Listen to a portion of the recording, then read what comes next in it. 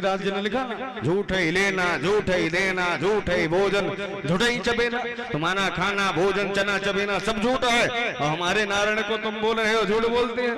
भगवान झूठ नहीं बोलते हैं, याद रखना।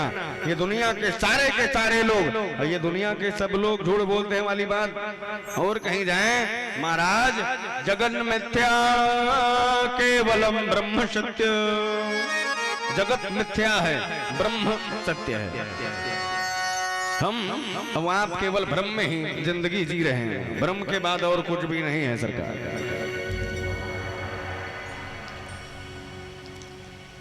जो नहीं है वो हमें दिख रहा है और जो है वो हमें नहीं दिख रहा है।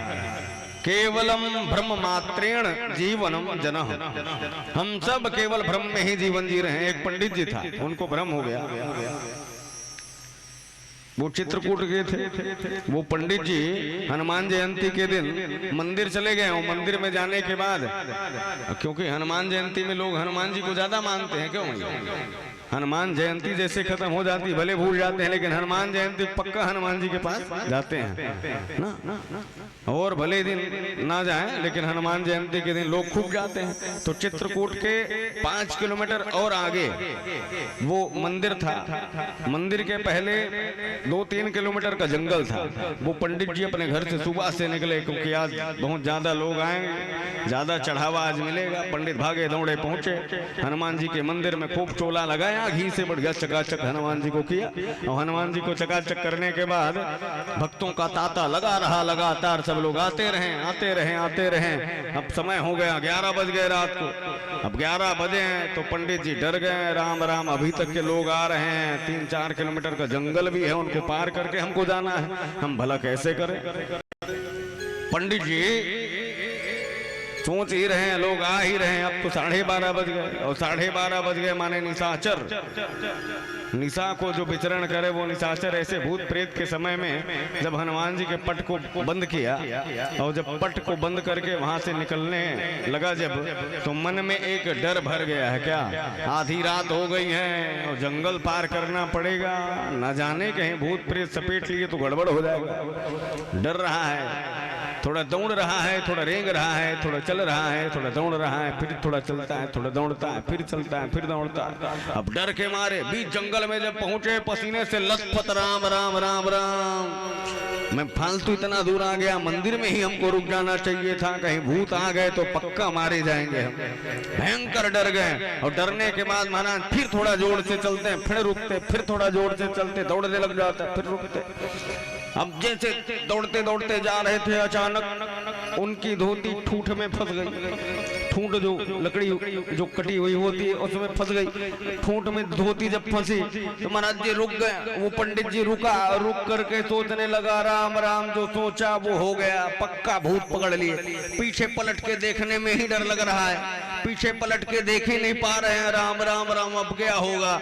लगे हनुमान जी की चालीसा पढ़ने के लिए, श्री गुरु चरण सरोज रज। अब पूरा हनुमान चालीसा हो गया महाराज, पीछे मुड़ के देखने की हिम्मत नहीं। पसीने से नक से लेकर के सीख तक खूब पसीना पसीना, राम राम राम, का करूं? हनुमान चालीसा में भी ये भूत प्रेत पीछे नहीं छोड़ रहा महाराज। अब लगे महामृत्युंजय के मंत्र को जाप करने के लिए, ओम त्र्यंबकम यजामहे सुगंधिम पुष्टिवर्धनम उर्वारुकमे वंदना। फिर भी नहीं छोड़े वो। और जब नहीं छोड़े तो लगे गायत्री मंत्र को पढ़ने, इत्यादि आदि मंत्र बहुत सारे पढ़े, परंतु नहीं छोड़ा।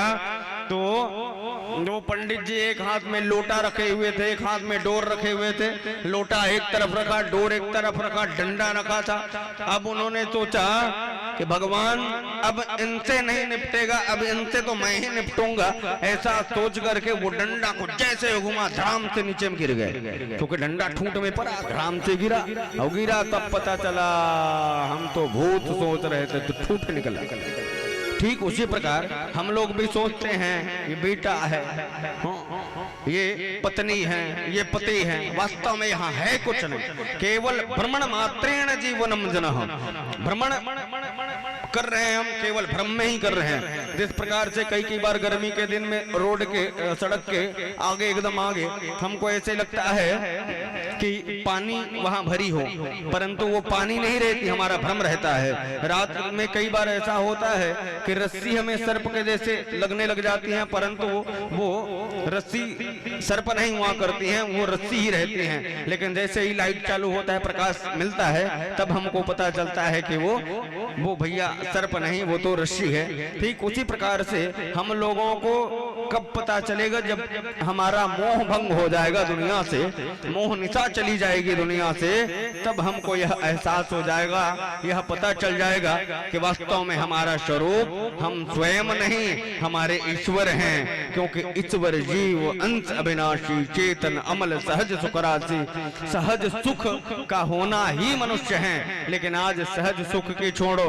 इतना टेंशन भरा है दिमाग में, इतना टेंशन भरा है, खूब टेंशन है सरकार दिमाग में। सब सेट है सबके पास, मोबाइल का सेट है, घड़ी का सेट है, दर्पण का सेट है मैया के पास, श्रृंगार का सेट है, क्यों dining set, T set, dining set, T set, sofa set, TV set, सब तो सेट है, लेकिन माइंड बस अपसेट है। और माइंड अपसेट इसलिए है महाराज क्योंकि माइंड में जो नहीं है वो चल रहा है, और जो है वो नहीं चल पा रहा है। अच्छा ईमानदारी के साथ बताओ, भगवान कन्हैया झूठ बोले हैं? लोगों का कहना यह है कि अगर भगवान हैं तो इनको झूठ नहीं बोलना चाहिए, और झूठ बोल रहे हैं इसका मतलब ये भगवान नहीं है। ये मिट्टी को खाया, मिट्टी को खाने के बाद भी ये बोल रहे हैं कि मैं नहीं खाया, इसका मतलब ये झूठ बोल रहे हैं, और झूठ बोल रहे हैं तो ये भगवान नहीं हो सकते। इसका स्पष्ट निराकरण यह है कि भगवान जैसे ही अपने मुख को खोला, तो मुख को खोला तो क्या दिखा? अनेकानेक ब्रह्मांड, ग्वाल बाल रंग संगन। जब अनेकानेक ब्रह्मांड भगवान के मुख कमल में दिखाई दिए, तो ईमानदारी के साथ बताना, जब अनेक ब्रह्मांड हैं तो उनके मुख में धरती भी है, धरती है माने मिट्टी भी है। तो जिनके अंदर पहले से मिट्टी है उन्हें बाहर की कोई खाने की आवश्यकता है नहीं, वो तो पहले से है। जब धरती है, ग्वाल बाल दिखाई दे रहे हैं, ब्रह्मा स्वयं दिखाई दे रहे हैं, उनके मुख के अंदर ग्वाल बाल गाय बछड़े दिखाई दे रहे हैं, तो दधी माखन मिश्री भी उनके मुंह के अंदर पहले से है, तो उनको खाने की आवश्यकता नहीं है। लीला मात्रेण केवलम, केवल लीला के लिए भगवान श्री कृष्ण जी ने ऐसा किया। आओ अपने स्थान को शुद्ध करने के लिए, मन और वचन को शुद्ध करने के लिए बड़े भाव से भगवान नाम भजन का आश्रय ग्रहण करें। बोलिए श्री वृंदावन।